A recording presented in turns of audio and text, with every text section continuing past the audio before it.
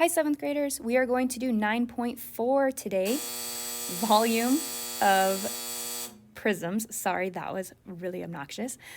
The lessons that we've been doing previously have all been surface area. Surface area is how much surface is showing out, exposed to the air. So surface area would be all of the sides, the top, all the things like that. Volume is a little different. Volume is how much can it hold inside.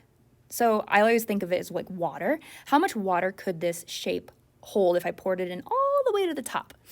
Another cool way to think about this is, I wish I had like a way to draw this and make it realistic of how my brain sees it. And so bear with me. If I had, for example, let's just say a cylinder, right? How about a circle, an oval, something like that, right? Mostly a circle. If I had a circle, and let's say I want to drag this circle up from the ground just till here, okay? But pretend when I drag that circle up, let's pretend that it like draws like a marker. And what I mean by that is it leaves a trail of like circles behind it. So if I drag it up, that would go all the way up, that would go all the way up. And then if I stopped, I'd have the same circle on top. And of course, it's going to autocorrect to a rectangle. That's nice. So what I'm trying to say is if I had this circle and I drug it up and it left like a mark behind it of circles, I'm asking you how many of those circles could fill up this whole shape total. Like I said, I wish I had like a really nice way of animating what I'm trying to say, but we can look at it as a rectangle too. If I took this base right here and I scraped it up all the way to the top, like I pushed it up, and let's pretend it left little like rectangles in its spot every time it went up, right? Basically what I'm asking you is how many of these rectangles could it fill up all the way to the top? So when you find volume, you're just going to find the area of this base and multiply it by the height, because that's how many it would take to fill up to the top. That's it. Area of the base times the height. Now, we use the formula big B times H. This is very different than little b times h. So in your notes, you should have the big B times the h written. What I want you to write underneath the big B is draw a little arrow and tell me what that is. That's not base length. That's the area of the base. Very different. So when you see a little b, like for example over here, little b, that's just the base length. Big B is the area of the base. Super important. You're going to need that for 8th grade as well. Super, super important to know. Okay, so what you got to do is find the area of the base, and then you just times it by the height. And then over here, I gave you guys some drawings to fill in. All I want you to know is that red shape right here, they're saying, what is that? That is the base, but specifically, that is the area of the base. That is big B. So if you find the whole thing, that is the base. And right here, the blue part is the height. Same thing with a triangular prism. This is the base, but specifically I want the area of the base. And then this is the height. Okay, so let's do some examples. This is really not that hard if you just think about it like this. If you take the base and you scraped it up all the way to the top of that shape, how many bases would scrape all the way up to the top? You just multiply it by the height. It's pretty simple. So let's go and begin. The first thing I need you to do is write down the formula. The formula is volume equals big B times H, okay? Let's find big B. Big B is 6 by 8. Because it's just the area of the base. 6 times 8, went on a date and they came back with 48.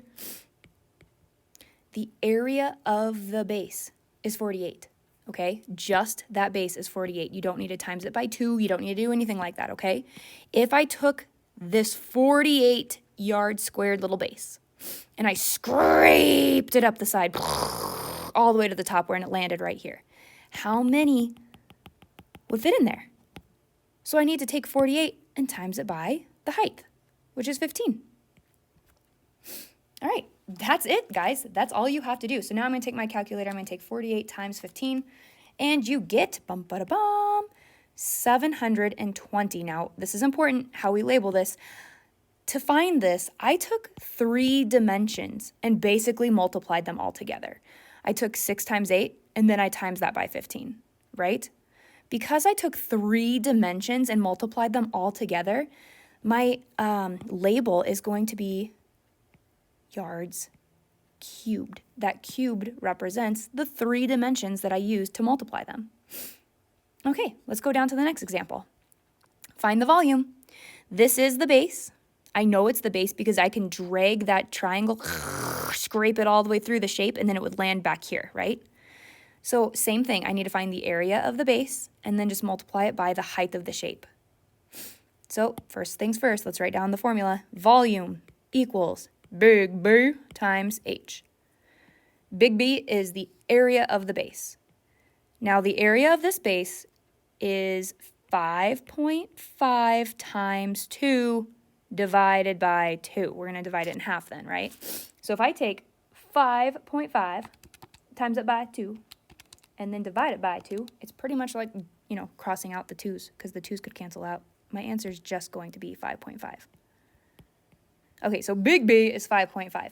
Now I need to take it and times by the H. So big B, 5.5 times the height of the shape, it is 4. How do I know the height is 4? Well, if I rotated this shape and put it on its base, like if this was the thing it was sitting on the ground, wouldn't the height then be the 4? It would look something kind of like, okay, I'm not going to try to draw it. Oh, wait, maybe I am. Something kind of like that, right? The 4 would be then standing up. Okay, so now I just got to take 5.5 times 4. I've got my handy-dandy calculator. And when I multiply that, I get 22. And remember how we label these? Inches cubed, because there was 3 dimensions that I multiplied by one another. That's it, guys. That's it. This is so easy. All right. Ooh, this is fun. This is a pentagonal prism. I know it's a pentagonal prism because its base has 5 sides. Now, we don't know right now how to find the area of a pentagon. However, they told us what big B was. They said the area of that base right there is 43. So you literally just need to take the area of the base and times it by the height. And that's it. So volume equals big B times H. I know what big B is. They told me big B is 43. And now I know the height is 15. 43 times 15, boop.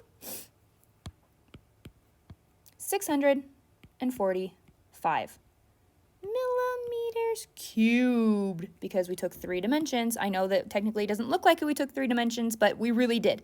Because to find the the area of the big base, you took 2 things times one another, and then you times it by the 15. So, ta-da! That is literally it. And I know that seems like easy, maybe, hopefully it's not confusing, but all you have to do is find the area of the base and then multiply it by the height. That is it. Base times height. Specifically area of the base times the height. All right, so here's what I have planned for you. You are going to now, after doing your bell ringer, hopefully you did your bell ringer this morning too, after watching this video, you will have a worksheet that goes along with this that just gives you some practice problems. They're kind of like the whiteboard work we would normally do, so practice that. And then tomorrow you will do the exercises out of the book for this lesson. So use these notes to help you with the exercises and the worksheet coming up. All right, bye 7th graders.